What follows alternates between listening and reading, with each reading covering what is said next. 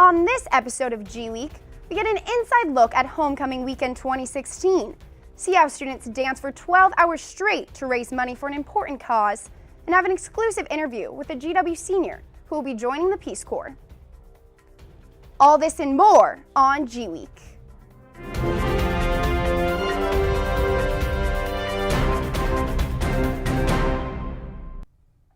Welcome to another episode of G Week. I'm your host, Mary Grace Brown.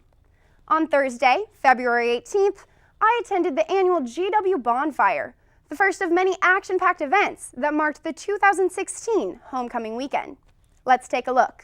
We're here at the GW Bonfire in order to celebrate our namesake's birthday and kick off Homecoming Weekend. The 283rd anniversary of George Washington's birthday was hosted in University Yard over President's Day weekend.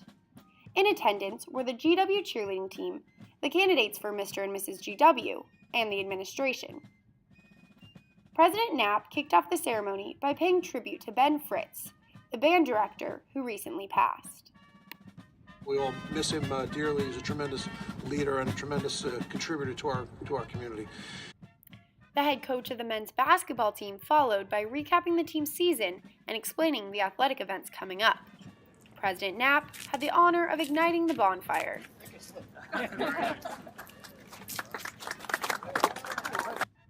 GW's mascot, George, was also there to enjoy the festivities. The first event of Homecoming Weekend was a success. Reporting for G Week, I'm Mary Grace Brown. To end a weekend filled with homecoming events, the athletic department threw a brunch for its students before the men's basketball game against LaSalle. To tell us more, here's Abby Mansour. Thursday night's bonfire kicked off a weekend-long homecoming celebration, hosting many events right here at the Smith Center. Sunday started off with a slam dunk brunch hosted at the Health and Wellness Center before the men's basketball game. Students could play a game of cornhole or shoot a round of free throws. They also had a full buffet of food to enjoy, everything from donuts to fresh fruit, even s'mores making station. Tip-off was at 12 and the Colonial Army was going crazy for their team. At halftime, Alan Schultz and Anjani Shaw were crowned Mr. and Mrs. GW. The athletic department also inducted 8 new student athletes to their Hall of Fame. The Colonials won the game in a landslide with a score of 90-50, making their overall record for the season 20 wins and 7 losses. However, their conference record now is 9-5, putting them 5th in the A10. GW hopes to keep this momentum going into the A10 tournament with big wins against Virginia and Rutgers. The team has a real shot to make it into the March Madness this year. This celebration proved to be an exciting weekend for the Colonials. For G Week, I'm Abby Mansour. Back to you, Mary Grace. Thanks, Abby. This past weekend, GW held its 3rd annual dance marathon. Reporter Jillian Horn has the scoop. I'm Jillian Horn, reporting at the Dance Marathon. Today, over 500 GW students are dancing their hearts out for 12 hours straight at the Lerner Health and Wellness Center. From noon to midnight, the whole GW community is invited to dance for those who cannot. Each dancer raises a minimum of $60. In turn, they receive 2 meals, a t-shirt, and endless fun. The event keeps morale high by never letting students forget why they are dancing. For the kids. Children's Medical Network is a network of hospitals around the country, over 300, and they are some of the best children's hospitals in the United States. Numbering up, they're always winning all the kinds of awards, and they have made it a mission to not have to make people pay that cannot. The network gives GW's donations directly to the Children's National Health System, located here in the district, making the cause hit a little closer to home. This year, the marathon hopes to raise $100,000, a great jump from the $33,000 raised when the event began just 3 years ago. So put on your dancing shoes, GW, and stand up for children who cannot. For G Week, I'm Jillian Horn. Thanks, Jillian. Spring is right around the corner, and just this week, the National Park Service announced that the period between March 31st and April 3rd will be peak bloom for the extremely popular Japanese cherry blossoms around the tidal basin. This is 1 week earlier than last year, when millions of people from around the world arrived to DC to experience the annual cherry blossom festivities. We'll be right back after this commercial break. Nearly 16 million people visit Washington, D.C. every year. Some come to witness, some to be heard. We come to make an impact, to learn from leaders, and to lead others. To create and create change. We are the George Washington University. We come to make history. Welcome back to G Week.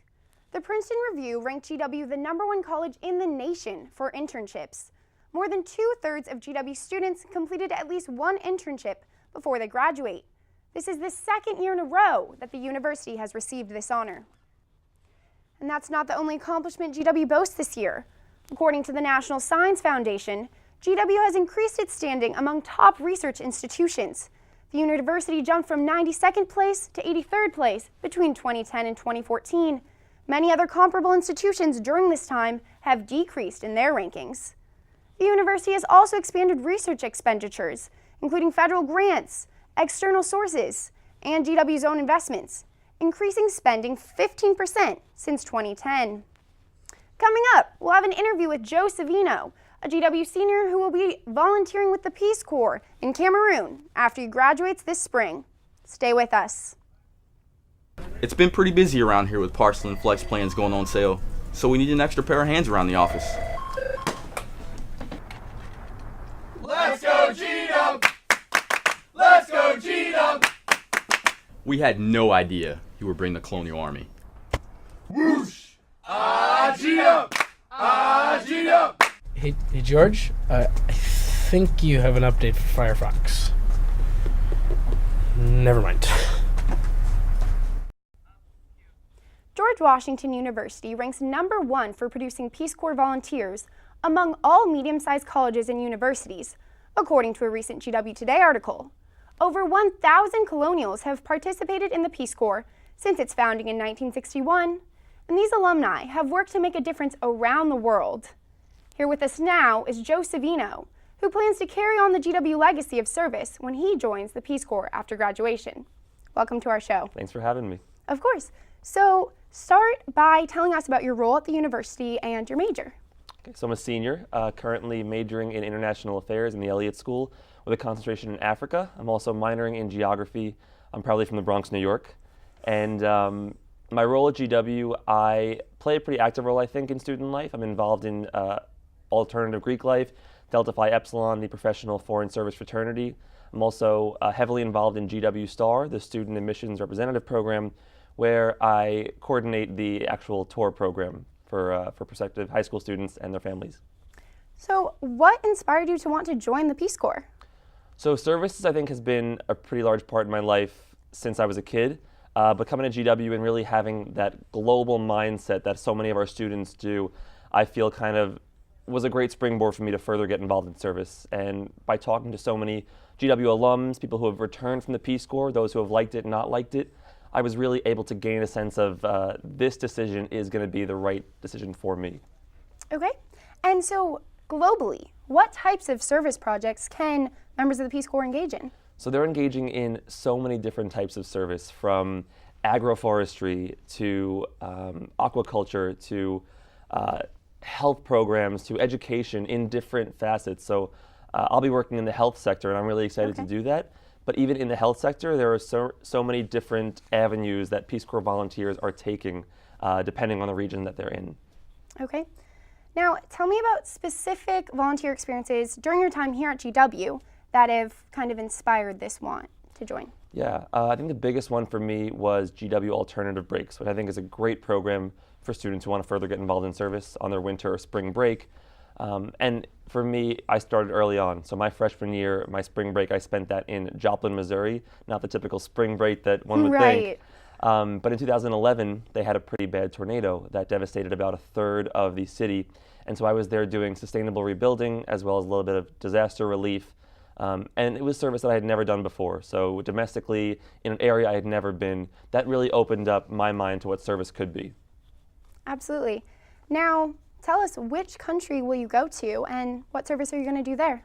So I'll be heading to Cameroon in West Central Africa for 27 months in September. Long time. Oh, I'm stoked. And my parents are like, but they're getting on board. Yeah.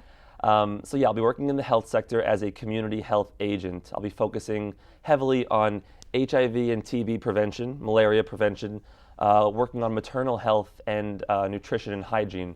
Not so much the clinical aspect of what a doctor or a nurse would do, but more of that community engagement. How do we have certain rural communities rethink health from a humanity point of view, not so much the physical, medical point of view? So it's going to be interesting. Mm-hmm. So as you prepare for this venture, what are you looking forward to most? The different lifestyle, having lived in both New York and DC my entire life, extremely urban environments, I am going completely out of my comfort zone, and I'm strangely comfortable with that. But the Peace Corps is really interesting in the fact that you don't know where you're going to be placed for your 2 years until you actually get to your country. So once I get to Cameroon, I'll find out which site I'll be placed at for the next 2 years. It can be extremely rural. It can be a little more urban. I could be living in a hut. I could be living with a family in a city. It really is going to depend upon my 3 months of training there. So kind of going into the dark, I have a strange comfort with that. What do you think perhaps one of your biggest challenges may be? Language, definitely. I mean, I take French here at GW, and French is going to be a good language that I'll be able to use. But in a lot of the rural communities, the Cameroonians don't speak French necessarily. They speak a local African language. And so I will be trained in an African language, but 3 months is not going to be enough time to fully become proficient in it. It's going to take a while. So I think the language barrier is going to be difficult at first, but I'm really willing to engage with the people at the most local level. And so I think that language training in my 3 months of service training is going to help me, but further getting involved in the community is really going to help me with that language barrier. Absolutely. Now, I'm curious, do you know any other members of the Peace Corps or really anyone else who has served as a mentor for you, or are you pretty much just doing this on your own for the first time without knowing anyone who has done it? So my fraternity brother in Delta Phi Epsilon, Micah Feigelson, he graduated GW in last May, and he actually started to serve in Mali in West Africa.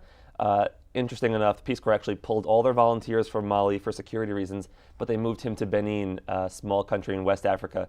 So I was able to really talk with him as I was going through the application process, the interview process, kind of the worrying, waiting process. Right. So he was kind of my shining light as I talked with my parents about the Peace Corps, my friends about the Peace Corps. He really guided me through this journey. That's terrific. Now, what would you tell other students interested in joining the Peace Corps? My biggest piece of advice would be don't be scared.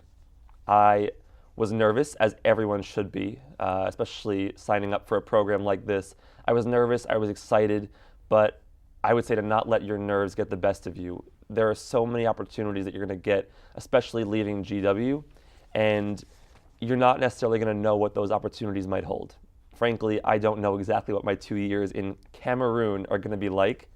But knowing that I have the tools and I've gained the tools here at GW, I know I can make change in the world.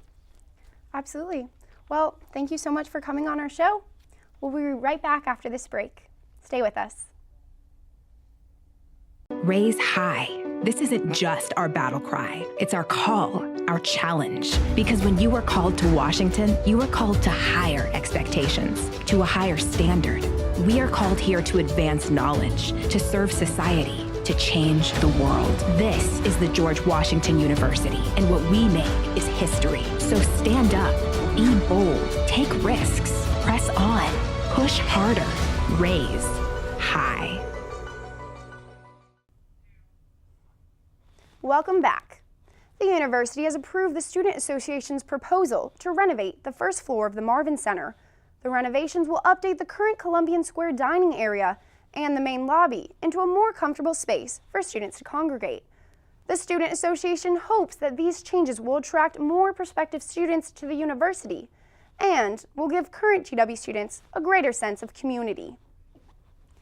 Undergraduate applications saw an increase of 28% after GW's transition to a test optional policy. More of these applicants were minority or first-generation students.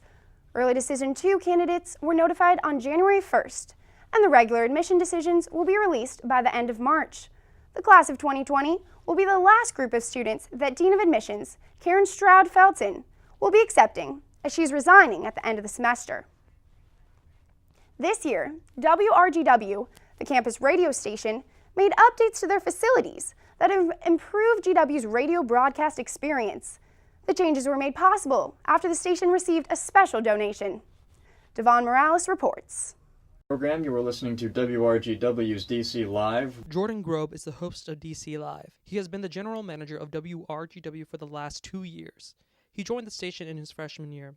That same year, the family of a former WRGW sports broadcaster approached the station with a donation in honor of their late son. Stephen E. Smith was a member of our sports department when he attended here. I think he was class of 07.